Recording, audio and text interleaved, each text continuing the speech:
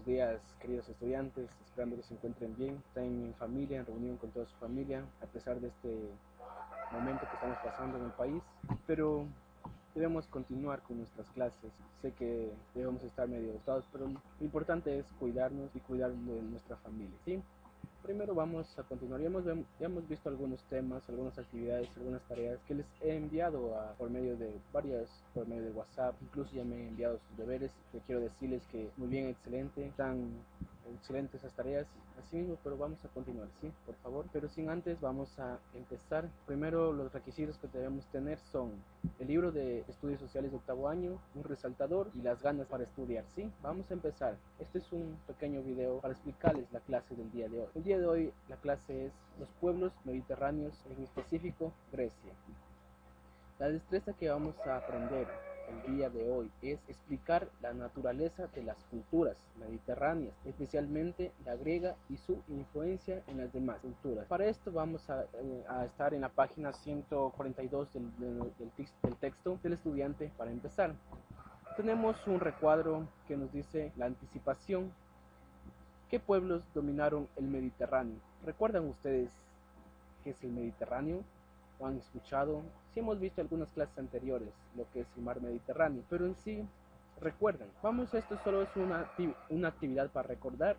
Nos dice nombre de 3 culturas importantes del Mediterráneo. ¿Cuáles serán? Les dejo para que completen el recuadro, ¿sí? Muy bien. Les he puesto una imagen ahí. Vemos lo que es el mar Mediterráneo y los países o las culturas que se encuentran a su alrededor.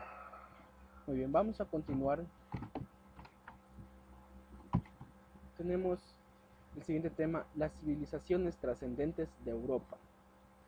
¿Qué se les viene a la idea cuando escuchan este título, las civilizaciones trascendentes de Europa? Resonemos, pensemos, si no es cierto, son pueblos, culturas de Europa, ¿no es cierto? Europa es un continente muy grande. Continuamos, por favor. En Europa Europa ha sido escenario de 3 grandes civilizaciones, las cuales son los griegos, los macedonios y los romanos. Los griegos y los macedonios son originarios de la península balcánica, mientras que los romanos provienen de la península itálica. Estas 3 culturas o civilizaciones llegaron a tener en su tiempo el mayor control de Europa y Asia Menor. Tenemos el siguiente tema, que es la civilización griega. Nos dice que hace unos 3000 años alcanzaron un alto grado de organización, tanto política, social y económica, a orillas del Mediterráneo, ¿no es cierto? Lo que les explicaba en el mapa anterior. Ahí vemos lo que es el mar Mediterráneo y las civilizaciones o los pueblos que lo rodean. Se desarrollaron en las siguientes zonas. En la zona de Grecia continental, al sur de la península balcánica, Grecia insular y la Grecia asiática. Estos son las zonas donde se desarrolló la civilización griega.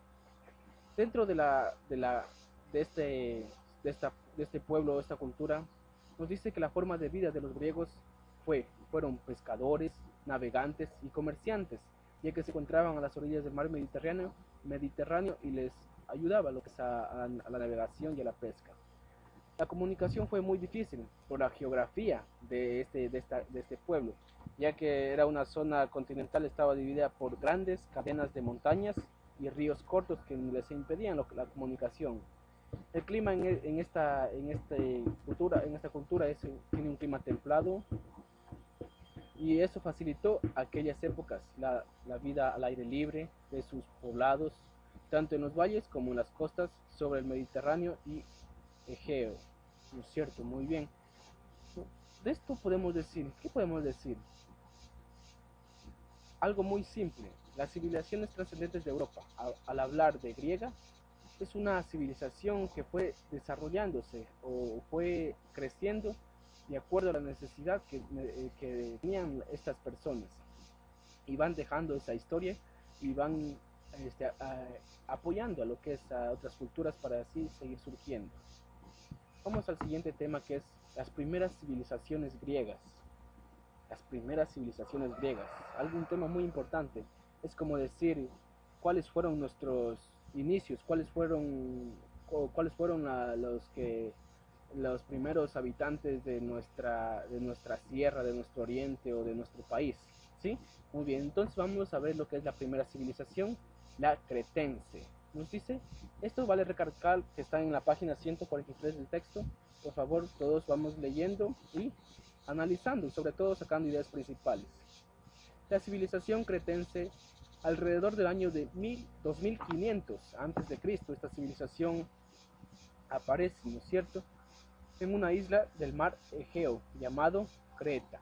Vamos a la segunda civilización, la micénica. Comienza en el segundo milenio. Llegaron a Grecia los primeros indoeuropeos. ¿A qué nos referimos cuando decimos indoeuropeos? Cuando estas personas son procedentes de Europa Central. La combinación de los elementos culturales de los invasores con los de la cultura cretense dio origen a la civilización micénica, a la civilización que estamos estudiando. También tenemos otra que es la Grecia arcaica, que empieza a partir del siglo 7 antes de Cristo. Surgieron lo que son las polis inició el periodo conocido como la Grecia arcaica. ¿Qué nos viene a la mente cuando decimos polis? En la página mismo tenemos un glosario que nos dice lo que significa la polis. La polis nos dice que son ciudades o estados independientes que fueron la base de la organización política griega. Es como decir ahora el estado. El estado vendría a ser la polis. Muy bien. Nos dice que cada polis tenía sus propias reglas de organización, gobierno, ejército, economía, legislación y costumbres. Sin embargo, todas las polis compartían un modelo cultural común entre todas. Ahí vemos un gráfico en la página 143, nos dice la organización social ateniense. Esta viene a continuación con la otra civilización, que es la Grecia clásica. Comenzó en el año 490 a.C. y se prolongó hasta el año 323 a.C. En esta época, las principales polis griegas alcanzaron su apogeo en el arte, el pensamiento y la economía. Atenas y Esparta se constituyeron en modelos de las polis vecinas, cada una con particular forma de concebir, y una era la democracia, la política, y otra la aristocracia y la militarista. En el gráfico tenemos la organización social ateniense. Tenemos que los que se encontraban en el primer albendaño son los eupátridas, luego siguen los ciudadanos, luego los metecos y por último los esclavos. Pasamos a la página 144, por favor. Vamos a ver, tenemos el siguiente tema: descontento social y reformas legislativas. Dentro de estas les gustó, ¿no es cierto?, estas reformas que hacían las polis o los gobiernos, ahora como se dice. Así que en principio las polis estaban gobernadas por los jefes locales, pero poco a poco el poder pasó a manos de una minoría privilegiada. Las tierras estaban desigualmente repartidas, unos pocos ricos eran propietarios de la mayoría de ellas, frente a un gran número de campesinos pobres. ¿Qué les pareció esto? De hecho, a nadie le va a gustar que hay personas que poseen más terrenos o más cosas, más bienes, mientras que los campesinos se encuentran o sea, no tienen ni una posesión o algo, un terreno, ¿sí? La nobleza exigía el pago de pesados tributos o de intereses muy altos por los préstamos. Cuando los pequeños agricultores no podían pagar sus deudas, debían entregar sus tierras y convertirse en esclavos. Desde ahí empieza lo que es el descontento social, ¿no es cierto? Esta situación provocó el descontento social y los campesinos se levantaron en violentos reclamos. Ni siquiera la colonización frenó este descontento. Claro que a quién no le va a ofender o a quién no se va a sentir bien en esto que son las pagas de estas deudas.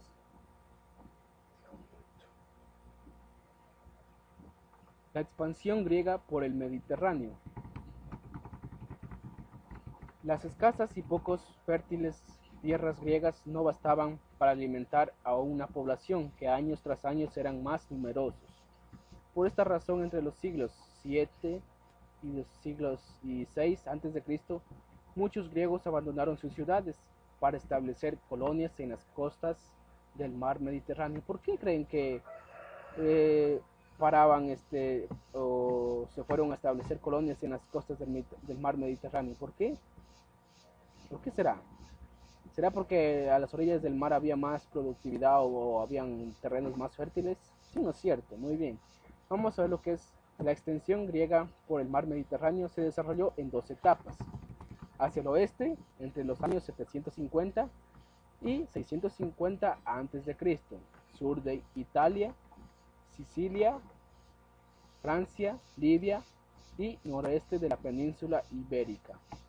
Hacia el este, después del año 650 a.C., costas del Mar Negro. El camino hacia la democracia. Ahí viene ya, ¿no es cierto? Ya se cansaron de ver que estos gobernantes les quitaran sus terrenos, les cobraran muchos intereses en sus préstamos. ¿Y qué reclamaron ellos en sus protestas? Una democracia, ¿no es cierto?, que sea justa. Hacia inicios del siglo VI a.C., Clístenes llevó a cabo reformas que convirtieron a Atenas en una democracia. ¿Qué es para ustedes democracia? Les dejo esa duda, ¿sí? Estableció la igualdad de derechos para los ciudadanos y amplió la participación de estos en la política. Además, dividió a la población en 10 distritos o tribus según lugar de residencia y no por su forma personal o estirpe, ¿no es cierto? Ya vamos a ir separando lo que son pueblos o ciudades. Es como en nuestro país, Ecuador. ¿Dónde es la capital, no es cierto? En Quito. Quito es la capital y tiene más provincias. A veces vendrían a ser, por eso se eligen alcaldes de cada provincia, gobernantes, ministros, ¿no es cierto? Muy bien. En cada tribu los ciudadanos votaban para elegir un jefe militar, un arconte. ¿Qué es arconte? Tenemos en la parte izquierda del glosario, ¿sí? Arconte, magistrados que se repartían los poderes políticos, judicial y religioso. Y 50 representantes para integrar el Consejo de los 500. El conjunto de todos los ciudadanos formaban una asamblea popular que tenían la potestad de votar por leyes. La democracia ateniense aseguraba que la participación de todos los ciudadanos, pero solo una pequeña parte de la población conformaba este grupo, es decir, era una democracia limitada. Recordarán, en sí solo ha sido un amarre, ahí entre solo los altos que mandaban ahí. Luego tenemos la religión griega. ¿Cuál creen que es la religión griega en estas temporadas? Vamos a estudiar esto, por favor. Estamos en la página 145, por favor no se vayan a perder. Tenemos, los griegos creían en la existencia de numerosos dioses, es decir, eran politeístas, sus dioses eran inmortales y antropomorfos. ¿Qué serán antropomorfos? Es decir, con una forma humana y con las virtudes y los defectos de las personas. Los dioses más importantes vivían en la cima del monte Olimpo y cada uno representaba una fuerza de la naturaleza. ¿No es cierto? Muy bien. Una actividad o una profesión humana y tutelaba una polis.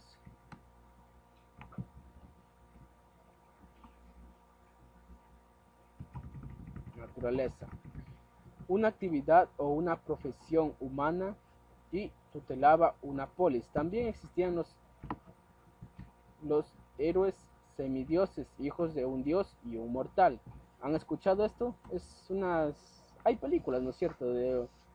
De unas, por ejemplo, Herodes, Odín, son dioses, ¿no es cierto? Muy bien.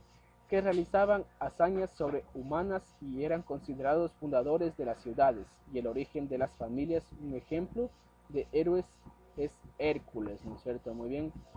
Vamos a ver este gráfico que nos dice que vemos algunos dioses, por ejemplo, caos, Gea, tierra, Uranio, cielo. Cronos, tiempo, Rea, fertilidad, ¿no es cierto? Cronos es el dios del tiempo, mientras que Rea es la diosa de la fertilidad. Primera generación, Hestia, hogar. Demeter, Demeter, agricultura. Hera, familia. Zeus, rayo. Zeus es el dios del rayo, ¿no es cierto? Muy bien. Poseidón, el dios del mar. Hades, el infierno, dios del infierno. La segunda generación ya vienen, decíamos, a los hijos de un dios con una persona humana, digamos así.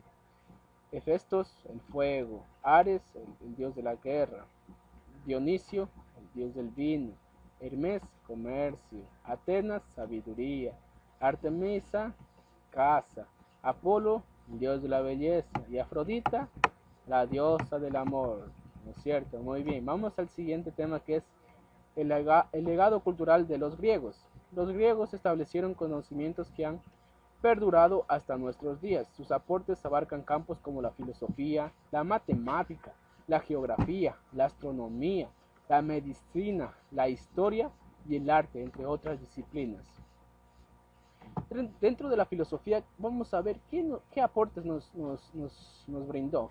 Los primeros filósofos se preocuparon por descubrir el principio de las cosas en los elementos de la naturaleza. Para Tales de Mileto, ¿han escuchado de Tales de Mileto? Es muy conocido. El elemento era el agua. Para Anaximandro, el apeirón o la indefinido.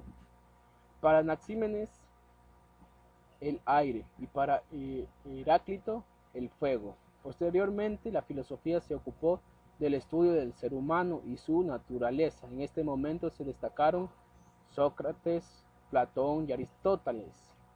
La filosofía permitió a los pensadores griegos tener una actitud crítica ante el conocimiento, es decir, cuestionar lo que ya se sabía, se cuestionaban. Tal vez saben una frase filosófica de Sócrates, esta: solo sé que nada sé. Es es una frase que nos hace pensar, ¿no es cierto? Ir más allá de lo que ya sabemos. Es un filósofo, nos hacen filosofar, en otras palabras, ¿sí? Por eso es muy importante lo que es la filosofía. Dentro del campo de la matemática se destacaron Pitágoras, que investigó la teoría de los números. ¿Alguien recuerda el teorema de Pitágoras? La fórmula, ¿no es cierto? Ahí vamos, ya creo que deben saber esta fórmula, ¿sí? Euclides, que sistematizó los conocimientos geométricos, y su alumno Arquímedes, que sentó las bases de la hidrostática o la mecánica de los fluidos, y explicó el principio de las palancas. Muy bien. Dentro de la geografía y la astronomía fueron importantes dos personajes: Aristarco de Samos, que propuso la teoría helicéntrica, según la cual la Tierra gira alrededor del Sol, y Posidonio, que fijó nuevas dimensiones para el tamaño de la Tierra. Los aportes de los griegos a la geografía fueron significativos, pues como exploradores marítimos elaboraron mapas y delimitaron rutas que les permitieron recorrer todos los rincones del mar Mediterráneo, ¿no es cierto? Ahí vemos que estos grandes filósofos reconocidos, cómo nos ayudan, aportaron a nuestro conocimiento, y esto es muy significativo para cada uno de nosotros. Dentro de la medicina e historia sobresalió Hipócrates como el padre de la medicina. Fue tan importante el aporte de Hipócrates a la medicina que hoy en día quienes se dedican al estudio de esta ciencia deben hacer un juramento llamado el juramento hipocrático. ¿Han escuchado tal vez este juramento?